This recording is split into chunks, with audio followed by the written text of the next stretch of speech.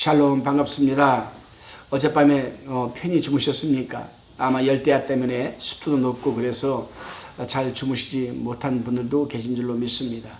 선선한 날씨에 우리가 잘 지내야 되는데 좀 시원한 샤워도 하시고 시원한 음료도 마시면서 잘 지내시기를 바랍니다. 오늘은 이사야서 27장 1절로 13절의 말씀을 가지고 그리스도인의 미래라는 주제로 우리가 묵상한 것을 나눠봅니다. 27장에서는 하나님의 선택된 백성들의 미래에 대해서 이사야 선지자는 집중적으로 지금 예언을 하고 있습니다. 하나님의 구원 역사의 여러분 최종 목표에 해당하는 하나님의 백성의 미래는 역사의 영광스러운 최후 완성으로 마무리될 것을 지금 이사야 선지자는 예언하고 있습니다. 본문 1절 말씀을 보게 되면은 그날의 여호와께서 그의 견고하고 크고 강한 칼로 날랜 뱀 니오야단 꼬불꼬불한 뱀 니오야단을 벌하시며 바다에 있는 용을 죽이시리라. 아멘. 1절 서두에 그날의 여호와께서 그의 견고하고 크고 강한 칼로라고 지금 말하고 있습니다. 여기서 하나님께서는 선민의 대적을 염두에 두고 그 대적을 치신다는 뜻이 함축되어 있습니다. 날랜 뱀 니오야단은 빨리 흐르는 니그리스 강에 자리한 아수르의 니느웨 성을 말하는 것이고, 꼬불꼬불한 뱀 니오야단은 꼬불꼬불 흐르는 유브라데강 위에 자리하고 있는 바벨론을 말하고, 바다에 있는 용은 애굽을 지금 말하고 있는 것입니다. 그렇습니다, 여러분. 결국 뱀과 용은 사단을 상징하는 것으로서 택한 백성을 괴롭히는 적대국을 하나님께서 제어하시고 심판하신다는 것입니다. 하나님께서는 마지막 날에 악의 세력으로 상징되는 니오야단을 반드시 심판하실 것입니다. 그러기에 우리는 어떠한 상황에서도 하나님의 백성들을 대적하는 삶을 살아서는 안 됩니다. 하나님을 대적하는 사람들은 결국에 사단의 하수인으로서 하나님을 대적하는 것과 같은 그런 삶을 사는 것이죠. 오늘 하루도 우리는 하나님의 백성들과 서로 시기하고 질투하고 다투고 상처를 주고 받는 그러한 삶을 사는 것이 아니라 하나님의 영광을 위해서 합력하여 선을 이루어가는 하루의 삶을 살아내야만 합니다. 다시금 2절로 우리가 6절을 살펴봅니다. 2절에 보게 되면은 아름다운 포도원을 두고 노래를 부르라고 합니다. 여기에서 아름다운 포도원은 당시 이스라엘을 의미하지만 오늘날로 말하면 곧 교회를 의미하는 것 아니겠습니까? 하나님께서는 포도원 곧 교회를 사랑하시고 친히 관리하시되 때때로 물을 주시며 밤낮으로 간수하여 아무든지 교회를 상해하지 못하도록 보호해 주실 것임을 지금 우리가 깨닫게 될 때에 큰 힘과 위로가 되는 것입니다. 다시금 4절에 기록되어 있는 진료와 형극이라는 말이 있습니다. 4절에 말하는 진료와 형극, 곧 외적을 의미하는데 하나님의 백성들과 반대되는 무리들 또한 교회를 핍박하고 대적하는 것을 의미하기도 합니다. 이스라엘 주위에는 열강국들이 참 많았습니다.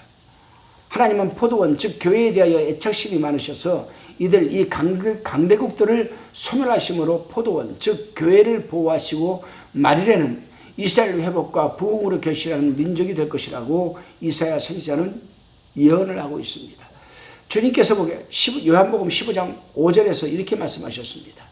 나는 포도나무여 너희는 가지니 저가 내 안에 내가 저 안에 있으면 이 사람은 과실을 많이 맺나니 나를 떠나서는 너희가 아무것도 할 수 없음이라. 아멘.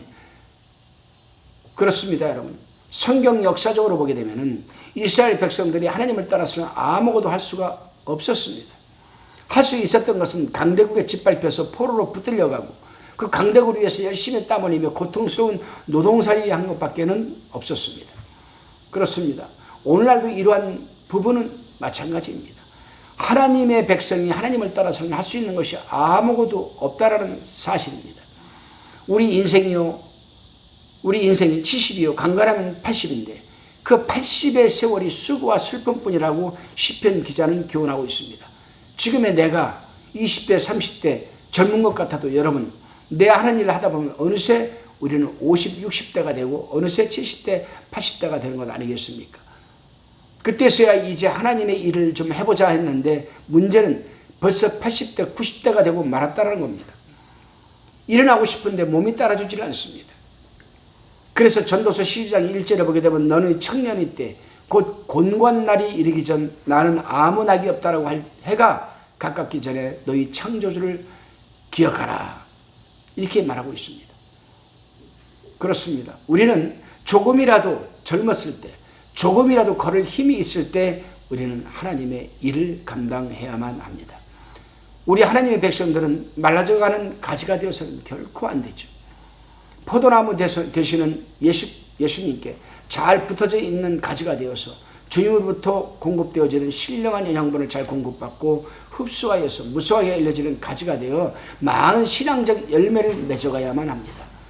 오늘 하루도 그러한 강건한 가지가 되어서 여러분 신앙적 열매를 풍성히 맺으시는 온전한 하루가 되시기를 바랍니다. 다시금 7절로 11절의 말씀을 살펴봅니다.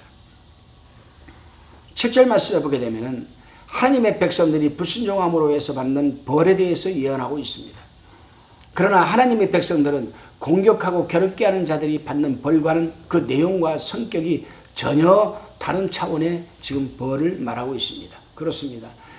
하나님께서 당신의 백성을 벌하는 목적은 멸망케 하려는 것이 아니고 그 벌을 통하여서 깨닫게 하시고 회개와 승리로 거듭나서 열매를 맺고 축복을 받게 하려는데 그 목적이 있는 것입니다. 그렇기 때문에 하나님의 백성들에게 내리시는 벌은 깨닫고 회개할 때까지 일시적이지만 또 어느 정도 적당하게 하시는 것이지만 그러나 깨닫지를 못하고 회개하지 않게 된다면 그 벌이 강도는 점진적으로 강해져서 죽음에 이르기까지 된다는 사실을 우리는 깨달아야만 합니다. 다시금 10절로 11절에서는 하나님의 백성을 압제하던 원수국들이 아주 멸망할 것을 예언하고 있습니다. 그것은 하나님께서 직접 저들에게 벌하시는 결과입니다. 그 이유는 견고한 성읍이 인력으로는 황폐해질 수 없기 때문입니다. 어떻게 그것이 황량같이 될 수 있겠습니까? 그것은 오로지 하나님의 권능으로만 될 수가 있는 것입니다. 이 나라가 어떤 나라입니까? 바벨론을 가리키는 것입니다. 그렇습니다, 여러분. 이제 우리가 한번 생각을 해봐야 됩니다. 당시 이사야 선지자는 바벨론이 멸망하여 그 견고한 성읍이 적막하고 황폐해져서 황량같이 될 것이라고 예언할 때에 누가 믿었겠습니까? 저 강력하고 저렇게 튼튼하고 경제 대국이었던 바벨론이 감히 멸망을 생각이나 했겠습니까? 오히려 그들은 교만이 하늘을 찌를 정도였습니다. 그러나 오늘날 한번 보시길 바랍니다. 그 엄청나고 견고했던 바벨론은 이사야 선지자의 예언대로 바벨론은 흔적도 없이 모래에 묻혀 사막화되고 말았습니다. 이렇게 하나님의 예언의 말씀은 반드시 성취된다는 사실을 우리는 명심해야만 합니다. 그리고 우리는 하나님께서 말씀하실 때에 주일 종을 통해서 말씀하든 또 누구를 통해서 말씀하든 그 말씀을 우리는 귀담아 들어야 할 필요가 있습니다. 왜냐하면 하나님의 말씀이 선포되어질 때에는 그 말씀을 들어야 할 영혼이 그 자리에 존재하기 때문이며 하나님은 그 말씀을 선포하게 하는 것 아니겠습니까? 그리고 그 말씀을 듣는 주인공이 내가 될 때에 우리는 축복이 되는 줄로 믿으시기를 바랍니다.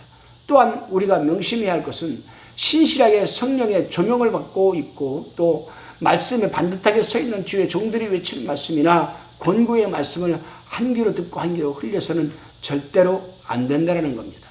그런 종들이 선포하고 권고할 때에는 버릴 것은 버리고 고칠 것은 고치고 순종할 것은 순종해야만 우리가 구원의 은총과 죄사함의 은총과 또한 우리 삶이 현실에서 이루어지는 것 아니겠습니까?